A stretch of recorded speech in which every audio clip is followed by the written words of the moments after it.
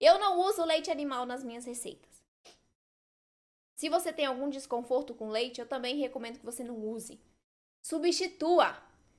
Substitua o leite animal por leite vegetal. Por quê? Porque o leite vegetal, ele é incrível e não perde em nada para as nossas receitas, né? Quando a gente substitui o leite animal por ele. O leite vegetal, ele é usado. Vamos dar o exemplo primeiro, né? Leite vegetal de coco, leite de amêndoas, leite de arroz. O que mais? Nossa, tem tantos leites. Leite de inhame, leite de amendoim. Tem tanto tipo de leite vegetal que a gente pode fazer. Leite de castanha de caju.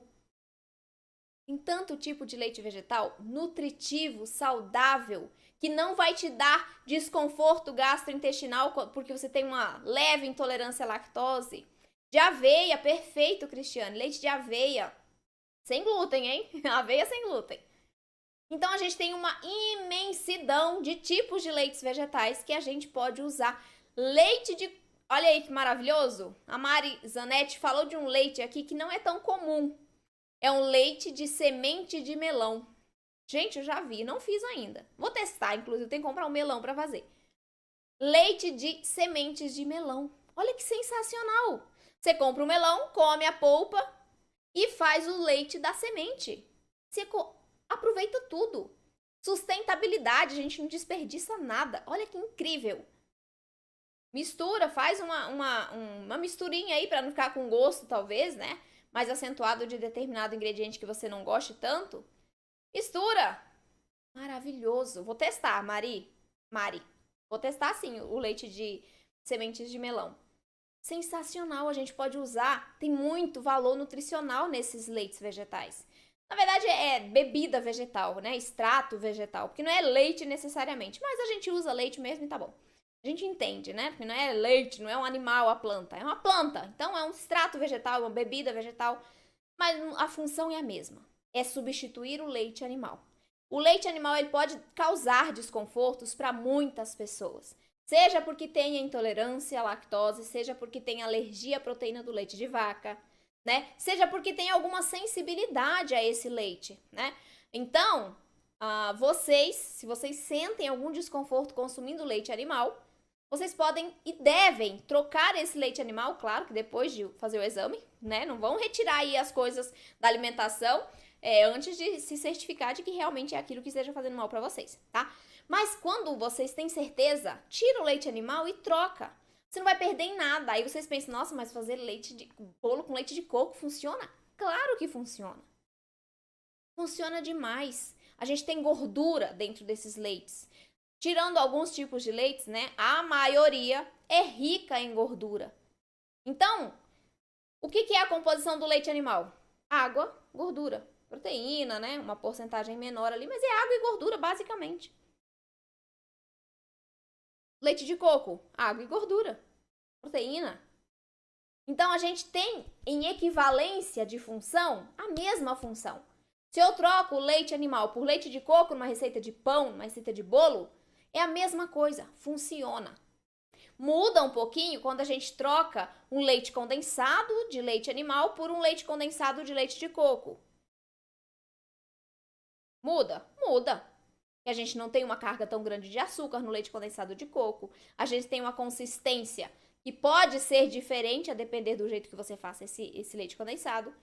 Mas é possível substituir tudo que é feito de leite animal por subprodutos do leite vegetal, da bebida vegetal. E no pão não é diferente. A gente pode usar sim leites vegetais dentro das nossas receitas de pão. Mas qual é o lance aqui? O lance não é o tipo de leite que você vai usar. O lance é a quantidade de leite que você vai usar.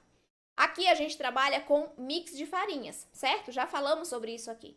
É uma combinação de farinhas. Quando a gente trabalha com diferentes tipos de farinhas, a gente tem diferentes níveis de absorção de líquido. Concorda? A farinha de arroz branco absorve uma quantidade diferente do que a farinha de arroz integral, do que a farinha de trigo sarraceno. Por quê? Porque tem fibras nessas farinhas integrais. E na farinha de arroz branco não tem tanto assim, tem só um pouquinho, não faz tanta diferença. Então a gente tem que entender sobre as farinhas para saber isso também. Ah, mas se eu tenho uma farinha integral, então ela vai absorver mais a umidade da minha massa. Logo, eu tenho que adicionar um pouquinho mais de leite, ou líquido que seja daquela receita, para eu conseguir hidratar muito bem a minha farinha. É extremamente importante a hidratação correta das farinhas dentro da nossa massa. Então, você vai adicionando o líquido aos poucos em todas as suas receitas, adicione aos poucos o líquido. Por quê? Porque, mais uma vez, a sua farinha pode absorver uma quantidade de líquido diferente da minha. Então, o ponto da sua massa, ele vai variar a depender do tipo de farinha que você está usando. Por isso que é muito importante você ir adicionando aos poucos. Beleza, tô adicionando aos poucos, mas eu não sei qual é o ponto da massa. Por isso que eu tô aqui para te ajudar. Muda o ponto de diferentes tipos de receitas? Muda. Muda sim, é normal. A gente tem farinhas diferentes, a gente usa uma consistência diferente para cada receita. Mas quando você entende por que você tem que colocar X gramas de água numa receita de pão integral, se você entende por que as farinhas integrais absorvem mais os líquidos da receita e você pratica isso, você sente o ponto da massa, se está bom ou não, na mão. No olho, visualmente, você entende se aquela receita atingiu o ponto correto de hidratação ou não. Qual é o problema de você colocar menos leite dentro da sua receita de pão? Qual é o problema? O problema é que quando a gente não hidrata muito bem as nossas farinhas, ela vai pegar todo o líquido que estiver liberado ali dentro da massa. Hidratei essa farinha incorretamente, eu tenho falta de umidade na massa, eu prejudico a fermentação. Eu prejudico a elasticidade, então eu tenho rachaduras no meu pão. Posso ter. Eu prejudico a umidade de dentro da massa. O meu pão vai ficar duro muito rápido, vai ressecar muito rápido.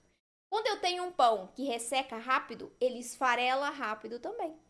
Por quê? Porque a liga, a elasticidade, está diretamente relacionada ao teor de umidade da nossa receita. Então, se eu tenho um pão que já está mais seca a massa, eu assei. Quando eu tiro do forno, ele tá macio, né? Quentinho, ele fica macio. Conforme ele vai esfriando, ele vai ficando mais seco. A minha chance desse pão esfarelar no outro dia é muito grande. Porque quanto menos umidade, menos elasticidade, consequentemente, mais esfarelamento eu tenho nesse produto. Então, entender como as farinhas funcionam, entender como você hidrata cada tipo de farinha é primordial para você acertar os seus pães sem glúten, sem leite. Substituir o leite animal por um leite vegetal vai alterar o resultado final? Não, não vai alterar. Só que você tem que entender a hidratação da farinha. Você tem que entender qual é a capacidade de absorção de líquidos que a farinha de trigo sarraceno tem. Nossa, mas Gabriela, como é que eu vou entender isso? Fazendo receita. Você vai, primeiramente, entender como que funciona essa farinha, teoricamente. Depois é prática. É prática, é colocar a mão na massa, é fazer a receita, é observar, é corrigir essa receita. Mais uma vez, quando você tem um método, você consegue fazer tudo isso. E é o que eu quero te ensinar, porque eu quero vocês libertas de receitas prontas.